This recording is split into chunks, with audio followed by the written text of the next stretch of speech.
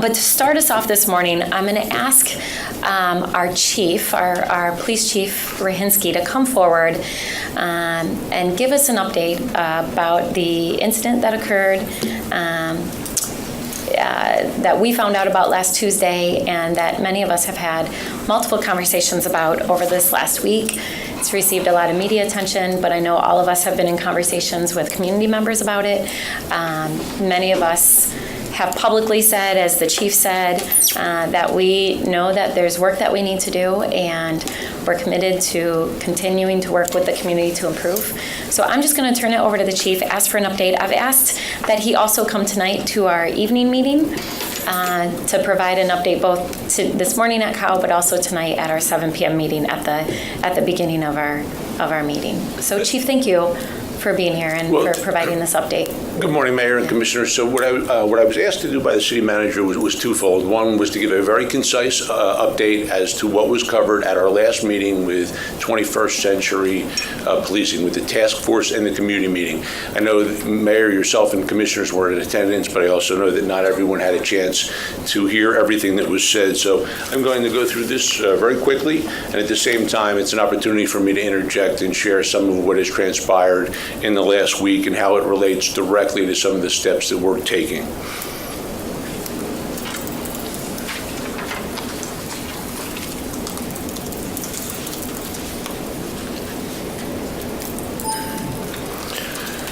So as you know, the group that we've asked to come in is looking at the police department and police and community relations through the lens of the DOJ report that was authored in part by some of the people who were serving on that task force. Amongst the six pillars, the one that we concentrated on at our last meeting was building trust and legitimacy. So in regards to building trust and legitimacy, it's recognized in police and community relations that the task force will focus on the need to ensure that our agency better reflects the diversity of the community we serve. Law enforcement obviously fulfills a lot of different roles in the community. We are the most visible form of government. We're oftentimes the only contact that individuals or residents will have with a direct representative of city government. So it's important that we reflect the communities we serve. We're looking not only to reflect the community, not just in terms of race and gender, but also in other characteristics such as religion, sexual orientation, gender identity, language ability, background, and experience. Directly relating this to the issue that occurred last week, trust is essential to diffusing tensions, solving crimes, and creating a system in which residents view law enforcement as fair and just. At the end of the day, if we are not viewed as legitimate and having the best interest of the community we serve at heart, it makes our job all the more difficult. Strained relations and a lack of trust with law enforcement may deter individuals that we're trying to recruit to law enforcement from looking to join what we're trying to accomplish.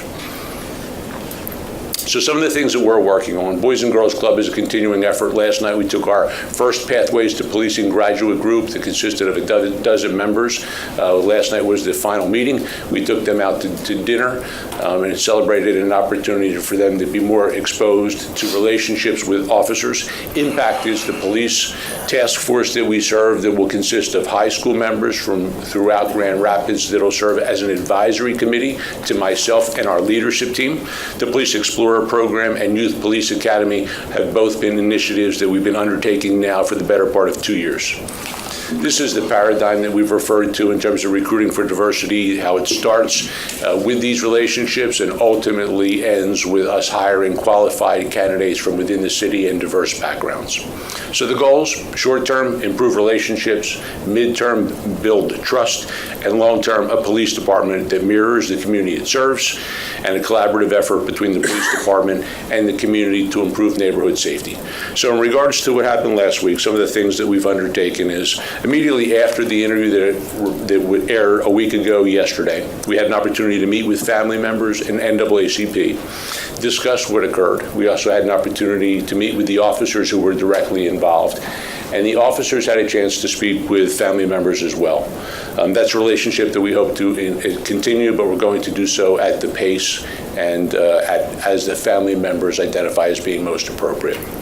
Some of the other things that we're doing is looking at bringing in some additional training in terms of de-escalation techniques. We've had ongoing conversations with Grand Rapids area pastors. We've discussed this issue with the Urban League.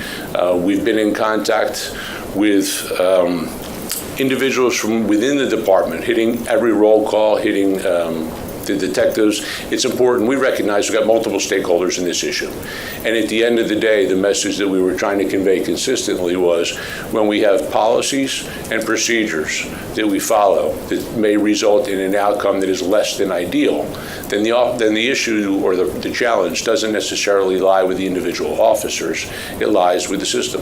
It lies with what we can modify to ensure more equitable outcomes or outcomes that we can deem a success. I was asked, or I've been asking, and it's somewhat a rhetorical question, I don't think anyone would deem that episode as a success. So when we look at that, what do we need to modify to ensure at the end of situations like that collectively as a community, as a police department, we feel better about what occurred? So that's the conversation we're in the midst of.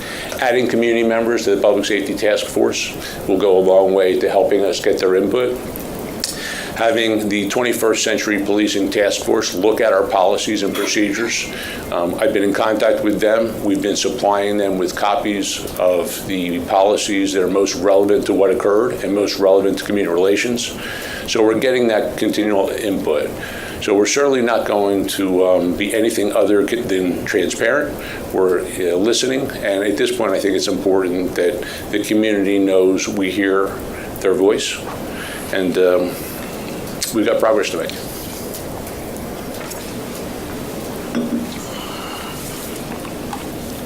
This is our most recent non-sworn academy class that we're very proud of. And I know you've seen this picture before, but it represents some success. And I think it's important as a community and as a department that we share those successes, celebrate those successes. So getting ready to close up, one of the final portions of the meeting that we had with that group was to take a look at our service areas. We've got 5 service areas. If you look at the calls for the breakdown for calls for service, central, north, south, east, west, and the non-dispatched, they're very comparable. So this, what you're looking at now, is the central service area, which is our most recent one. It was the one that was carved out to be more responsive to the central business district, the growing area. It's the smallest geographically, so calls for service, it receives the smallest percentage. But in terms of crime, it accounts for 10% of the Part 1 offenses, which are the more serious offenses, and 11% of the Part 2 offenses. Here you have the North Service area. It's nearly 30% of the city population with 57,000 residents. In terms of total square miles, it's 35% of the city, 15 square miles. Persons per square miles is one of the things we were looking at in terms of deployment, 3,700 people. Calls for service, about 20%. Offenses, 20% for both Part 1 and Part 2. Let me go back to the staffing because that was one of the conversation points. So the Central Service area, 9 police officers, 3 community policing specialists. North, 25 officers, 3 community policing specialists. South Service area, 28 police officers, 6 police specialists. Calls for service, about 22%, nearly 23% of the Part 1 offenses and 26% of the Part 2 offenses. East Service area, nearly 30% of the city in terms of population, 26% of it in terms of total land area, 24 officers and 3 community policing specialists. Part 1 offenses, 26%, and Part 2 offenses, 23%. So you can see a theme here. The areas, with the exception of the Central Business District, Central Service area, are really very comparable in terms of resources and calls for service, as well as Part 1 and Part 2 crimes. West Service area, 20% of the city with a 40,000 population, 30% of the calls for service, 20% of the Part 1 offenses, and 20% of the Part 2 offenses. So that was the information that was shared with the task force.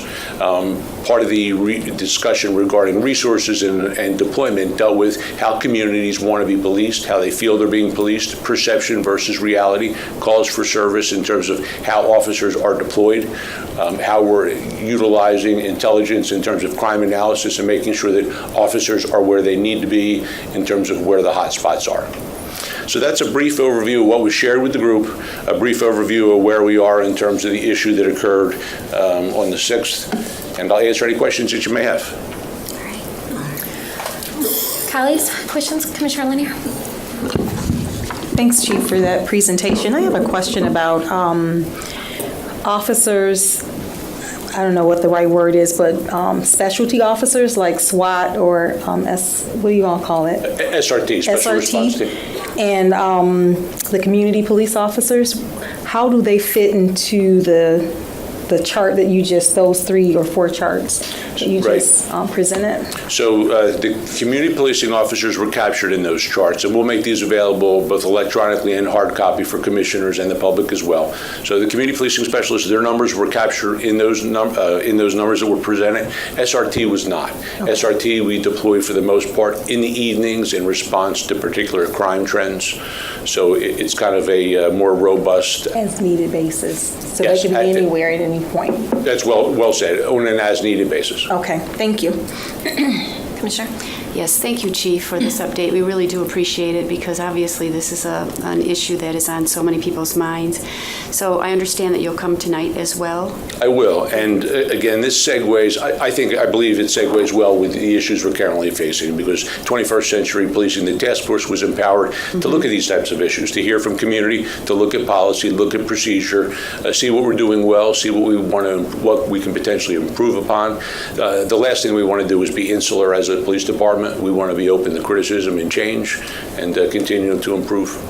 Well, and I know that you know this, that there are many people that are stepping up to try to provide solutions. We enjoyed last week when or was it the week before already? 2 weeks. 2 weeks ago when we had the safe presentations, and we appreciate the fact that Captain Collard was with us. And there are many others that are coming our way that are saying, we are here to work with the police department. So that's gratifying. And I think, too, that it'll be important that we get these kind of updates, not when there's been a crisis, but we have a regular update so that the public is well informed all along about what the task force is achieving. So thank you for today's. So our next task force meeting is in January, and then the next public meeting is March 7th. So we encourage members of the community to come out. Obviously, the more people who come, the better informed they'll be, but we'll also make efforts to make sure we put it on Facebook Live, that we record it and broadcast it as well. Chief, to follow up on that, two things. One is I feel like we didn't get the word out early enough for our last one. So some people I heard from afterwards said, I wish I would have known about this. I really wanted to be there. So can we get that date and location and time out as soon as possible so that people can get it on their schedules early? And obviously know about it, and I'll just trust that you can work on that with city staff. And then my other question is to follow up with what Commissioner Kelly said. I think all of us have heard from community members who really want to be a part of the solution. Have you thought about a pathway or a mechanism for that, where people maybe who haven't been engaged in improving community police relations, who are now really interested, a way for them to get involved, or not just learn about what we're doing, but also give them an opportunity to share their ideas?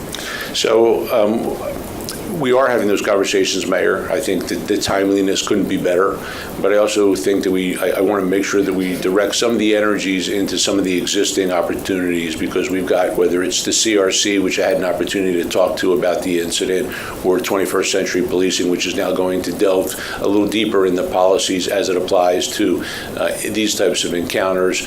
But to your point, yes, we need to identify, and we're looking to identify additional opportunities for people to become involved. So we've been in contact with the Grand Rapids area pastors. We've been invited to meet with them, and that's a continuing relationship that we have with their executive committee, conversations with the NAACP, the Urban League, West Michigan Hispanic Association. But to your point, yes, we want to make sure that the people who aren't necessarily affiliated with a group still have an opportunity and a mechanism to be heard. Okay. So when we get that request or interest from someone, what do you recommend? That they, I'm willing to meet with folks, but I also think it's important that they connect with, as I said, learn about what we're doing. If they're not affiliated with one of the organizations or groups that we're working with, how can they connect? So I think the best way to connect is through the police department contacting my office. Okay. To your point, while I'm certainly available, I think there is value in them speaking to the officer who patrols their neighborhood, to their particular community policing specialist, to their captain.